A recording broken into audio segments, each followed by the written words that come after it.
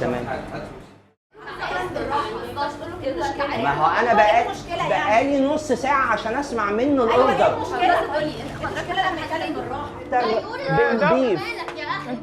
ما هو انا اللي بسمعه. يعني خليها تمشي حلو. الله، زي ما بقول لك يا عم. والله لا الموضوع يعصب. ماشي، انا لو لقيتك بتتكلم معاك كده تاني بجد هتزعل مني. خلصانه؟ خلصانه؟ زي ما بقول لك، زي ما بقول لك وتسمع. خلصانه؟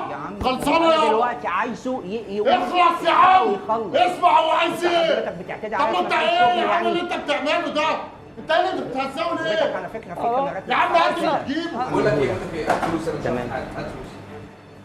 يا فندم انا خلص بقى، كلمتك. اخلص انا يلا. كلمتك يا فندم، انا ما اتعاملتش مع حضرتك وحش خالص. كان الان انت بتتكلم، مديرك؟ انت طلبت تكلمنيش في الاوردر مديرك. بشكل ما سليم. تكلمنيش في مديرك. تمام. في مديرك. انا سامع ان انتوا عايزين المدير. انا موجود اهو. لا ما تهزرش يا عم. ايه العبط ده؟ لا قال لك هات فلوسي مش هاخد حاجه. ايه الحلاوه دي؟ ايه الاخبار؟ صعب ها؟